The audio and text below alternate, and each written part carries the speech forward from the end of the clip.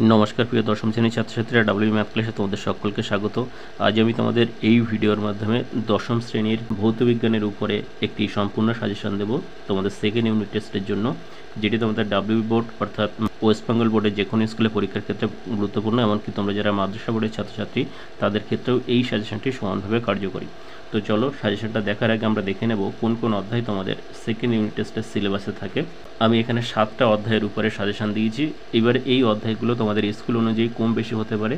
দেখো, যে অধ্যায়গুলোর উপরে আমি সাজেশনটা দিয়েছি দেখে নাও: রাসায়নিক গণনা, তাপের ঘটনাসমূহ, চল তড়িৎ, তড়িৎ প্রবাহ, রাসায়নিক বিক্রিয়া, পরীক্ষাগারে ও রাসায়নিক শিল্পে অজৈব রসায়ন, ধাতুবিদ্যা এবং পরমাণু নিউক্লিয়াস। তো চলো, অধ্যায় অনুযায়ী আমরা এক এক করে সাজেশনটা দেখে নিই।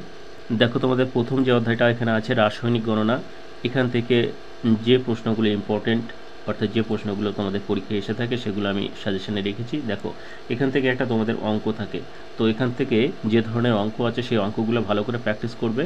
আর কোশ্চেন যে ধরনের আসে এখান থেকে সেগুলো দেখে নাও।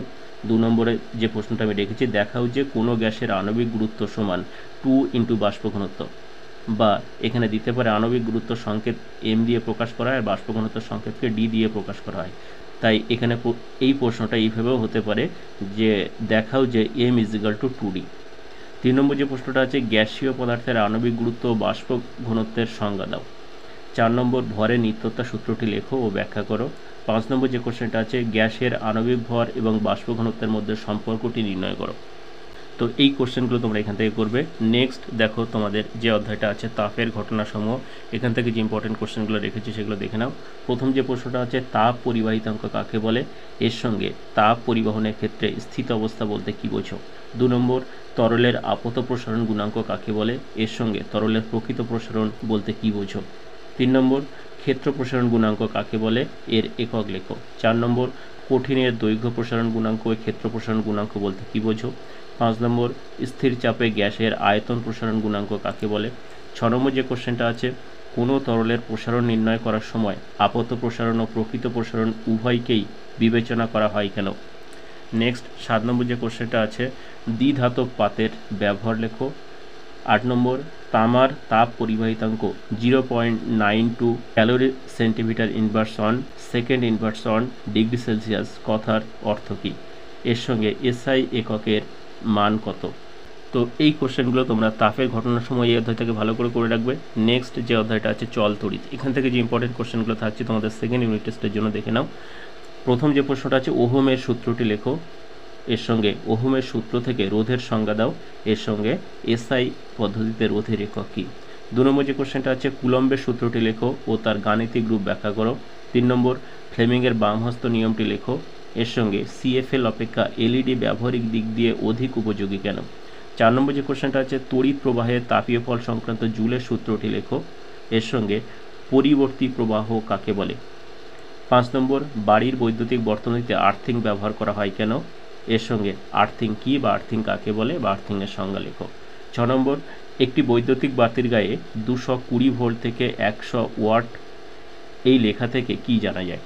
এরপর 7 নম্বর যে প্রশ্নটা আছে, ফিউজ তারের ব্যবহার লেখো। 8 নম্বর, ডিসি ও এসি এর মধ্যে কোনটি ব্যবহারিক দিক দিয়ে অধিক সুবিধাজনক এবং কেন, এর 3টি সুবিধা লেখো। 9 নম্বর, তড়িৎচালক বল ও বিভব প্রভেদের মধ্যে পার্থক্য লেখো। 10 নম্বর, অ্যাম্পিয়ারের সন্তরণ নিয়মটি লেখো, এর সঙ্গে ফ্যারাডের সূত্র ও লেঞ্জের সূত্রটি লেখো। 11 নম্বর যে কোশ্চেনটা আছে, তড়িৎ চুম্বকীয় আবেশ কী, এর সঙ্গে তড়িৎ চুম্বকীয় আবেশ সংক্রান্ত লেঞ্জের সূত্রটি লেখো। এখানে লেঞ্জের সূত্র দুবার লেখা হয়ে গেছে, তোমরা লেঞ্জের সূত্রটা করলেই হবে একটা। 12 নম্বর যে কোশ্চেনটা আছে, তড়িৎ চুম্বকের শক্তি ও বৈদ্যুতিক মোটরের শক্তি কী কী উপায়ে বৃদ্ধি করা যায়। 13 নম্বর, নষ্ট ভোল্ট কী, এটি উৎপত্তির কারণ লেখো, এর সঙ্গে শর্ট সার্কিট কাকে বলে। 14 নম্বর অর্থাৎ লাস্ট যে কোশ্চেনটা এখান থেকে আছে, বার্লো চক্রের কার্যনীতি লেখো, এর সঙ্গে বিওটি কী। তো এই কোশ্চেনগুলো তোমরা এই অধ্যায় থেকে ভালো করে করবে। নেক্সট যে অধ্যায়টা আছে তড়িৎ প্রবাহ রাসায়নিক বিক্রিয়া, এখান থেকে যে ইম্পর্টেন্ট কোশ্চেনগুলো থাকছে দেখে নাও। 1 নম্বর, তড়িৎ লেপন কাকে বলে, এর উদ্দেশ্যগুলি লেখো। 2 নম্বর, তড়িৎ বিশ্লেষ্য বলতে কী বোঝো, এর সঙ্গে একটি মৃদু ও একটি তীব্র তড়িৎ বিশ্লেষের নাম লেখো। 3 নম্বর, অ্যানোড মাঠ কী, এর গুরুত্ব লেখো, এর সঙ্গে অ্যানোডাইজিং বলতে কী বোঝো। 4 নম্বর যে কোশ্চেনটা আছে, জলের তড়িৎ বিশ্লেষণে উৎপন্ন গ্যাসগুলি কিভাবে শনাক্ত করবে। 5 নম্বর যে কোশ্চেনটা আছে, তড়িৎ বিশ্লেষণ পদ্ধতিতে অ্যালুমিনিয়াম ধাতু নিষ্কাশনে তড়িৎ বিশ্লেষ্য, ক্যাথোড ও অ্যানোডের বিক্রিয়া উল্লেখ করো।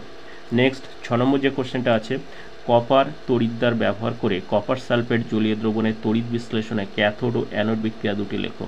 7 নম্বর ধাতব পরিবাহী ও তড়িৎ বিশ্লেষণের মধ্যে দুটি পার্থক্য লেখো।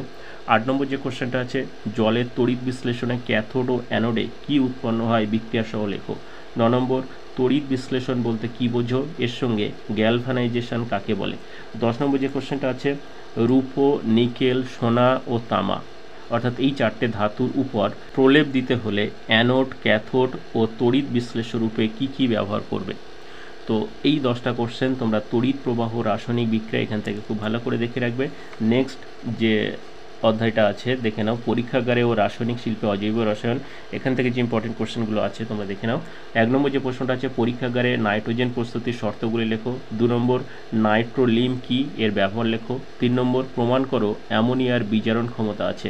4 নম্বর যে কোশ্চেনটা আছে, লাইকার অ্যামোনিয়া কাকে বলে, এর সঙ্গে লাইকার অ্যামোনিয়ার বোতলকে খোলার আগে ঠান্ডা করে নেওয়া উচিত কেন। 5 নম্বর যে কোশ্চেনটা আছে, ওয়াসওয়ার্ল্ড পদ্ধতিতে নাইট্রিক অ্যাসিড প্রস্তুতির প্রথম ধাপের বিক্রিয়াটি শর্ত ও সমিত সমীকরণ সহ লেখো। 6 নম্বর যে কোশ্চেনটা আছে, হেবার পদ্ধতিতে অ্যামোনিয়ার শিল্প উৎপাদনের শর্ত ও সমীকরণগুলি লেখো। 7 নম্বর ইউরিয়ার শিল্প উৎপাদনে ব্যবহৃত পদগুলির নাম ও বিক্রিয়ার সমিত রাসায়নিক সমীকরণ লেখো। 8 নম্বর যে কোশ্চেনটা আছে, উত্তপ্ত কিউপ্রিক অক্সাইডের উপর দিয়ে অ্যামোনিয়া গ্যাস চালনা করলে কী ঘটবে সমীকরণ সহ লেখো। 9 নম্বর যে কোশ্চেনটা আছে, উত্তপ্ত সোডিয়ামের উপর অ্যামোনিয়া গ্যাস চালনা করলে কী ঘটে সমীকরণ সহ লেখো। 10 নম্বর যে কোশ্চেনটা আছে, জলীয় কপার সালফেট দ্রবণের মধ্যে হাইড্রোজেন সালফেট গ্যাস চালনা করলে কী ঘটে সমিত সমীকরণ সহ বিক্রিয়াটি লেখো। তো এই কোশ্চেনগুলো তোমরা পরীক্ষাগারে ও রাসায়নিক শিল্পে অজৈব রসায়ন এই অধ্যায় থেকে খুব ভালো করে দেখে রাখবে। নেক্সট যে অধ্যায়টা তো তোমাদের আছে ধাতুবিদ্যা, এখান থেকে যে ইম্পর্টেন্ট কোশ্চেনগুলো আছে দেখে নাও। প্রথম যে প্রশ্নটা আছে, খনিজ ও আকরিকের সংজ্ঞা দাও। 2 নম্বর কপার সালফেটের জলীয় দ্রবণে জিঙ্কের একটি টুকরো যোগ করলে কি হবে। 3 নম্বর কপার ও অ্যালুমিনিয়ামের ব্যবহার লেখো। 4 নম্বর জিঙ্ক অক্সাইড থেকে কিভাবে জিঙ্ক ধাতু পাওয়া যায়, এর সঙ্গে বিক্রিয়াটির সমিত সমীকরণ লেখো। 5 নম্বর যে কোশ্চেনটা আছে, লোহার মরিচা নিবারণের উপায়গুলি লেখো। 6 নম্বর থার্মিক পদ্ধতির নীতিটি লেখো, রাসায়নিক সমীকরণ দাও। 7 নম্বর যে কোশ্চেনটা আছে, প্রদত্ত ধাতুগুলির একটি করে আকরিকের উদাহরণ দাও। এখানে যে ধাতুগুলি আছে দেখে নাও, জিঙ্ক, অ্যালুমিনিয়াম, আয়রন, কপার, এই ধাতুগুলোর একটি করে আকরিকের নাম তোমরা জেনে রাখবে। নেক্সট 8 নম্বর যে কোশ্চেনটা আছে, সব আকরিক খনিজ কিন্তু সব খনিজ আকরিক নয়, ব্যাখ্যা করো। 9 নম্বর যে ইম্পর্টেন্ট কোশ্চেনটা আছে, ধাতু সংকর কাকে বলে, এর সঙ্গে পিতলের উপাদানগুলি কি কি। 10 নম্বর যে কোশ্চেনটা আছে, ধাতু নিষ্কাশন বিজারণ ক্রিয়া উদাহরণ সহ বুঝিয়ে লেখো। তো এই 10টা কোশ্চেন তোমরা ধাতুবিদ্যা থেকে খুব ভালো করে রাখবে।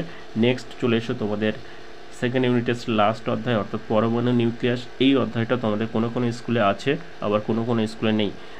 তো যাদের আছে তারা করে রাখবে, যাদের নেই তাদের করার দরকার নেই। তো দেখো প্রথম যে কোশ্চেনটা এখান থেকে রেখেছি, তেজস্ক্রিয়তা কাকে বলে, এর সঙ্গে তেজস্ক্রিয়তার দুটি ব্যবহার লেখো। 2 নম্বর আলফা রশ্মি, বিটা রশ্মি ও গামা রশ্মির প্রকৃতি, আধান, ভর, ভেদন ক্ষমতা ও আয়নন ক্ষমতার তুলনামূলক আলোচনা করো। 3 নম্বর যে কোশ্চেনটা আছে, নিউক্লিয় বিভাজন কাকে বলে, উদাহরণ দাও। 4 নম্বর নিউক্লিয় সংযোজন কাকে বলে, উদাহরণ দাও। 5 নম্বর যে কোশ্চেনটা আছে, নিউক্লিয় বিভাজন ও নিউক্লিয় সংযোজনের মধ্যে পার্থক্য লেখো। 6 নম্বর কোনো মৌলের তেজস্ক্রিয়তা সম্পূর্ণ নিউক্লিয়ার জনিত, ব্যাখ্যা করো। 7 নম্বর নিউক্লিয় সংযোজনকে তাপীয় নিউক্লিয় বিক্রিয়া বলা হয় কেন। 8 নম্বর যে ইম্পর্টেন্ট কোশ্চেনটা আছে, নিউক্লিয় চুল্লি কি, এর ব্যবহার লেখো। 9 নম্বর নিউক্লিয় শৃঙ্খল বিক্রিয়া কি। 10 নম্বর ভর ত্রুটি ও ভর বিচ্যুতি বলতে কী বোঝো। 11 নম্বর যে কোশ্চেনটা আছে, পারমাণবিক বোমায় কোন ধরনের নিউক্লিয় বিক্রিয়া ঘটে। 12 নম্বর যে কোশ্চেনটা আছে, আলফা, বিটা ও গামা কণার নিঃসরণের ফলে কোনো তেজস্ক্রিয় মৌলের পরমাণু নিউক্লিয়াসের কীরূপ পরিবর্তন হয়, ব্যাখ্যা করো। তো এই কোশ্চেনগুলো তোমরা পরমাণু নিউক্লিয়াস এই অধ্যায় থেকে খুব ভালো করে দেখে রাখবে। আশা করি এখান থেকে তোমরা ম্যাক্সিমাম কোশ্চেন কমন পেয়ে যাবে। তো এই ছিল তোমাদের 10ম শ্রেণীর সেকেন্ড ইউনিট টেস্টের জন্য ভৌতবিজ্ঞানের উপর একটি সম্পূর্ণ সাজেশান। তো আজকে ভিডিওটা এই পর্যন্ত। ভিডিওটা ভালো লাগলে একটা লাইক করে এবং বন্ধুদের কাছে বেশি বেশি করে শেয়ার করো। আর পরবর্তী সমস্ত সাজেশান এবং আমার চ্যানেলের সমস্ত ভিডিও পাওয়ার জন্য চ্যানেলটা সাবস্ক্রাইব করে পাশের বেল আইকন প্রেস করে দিও। Thank you for watching.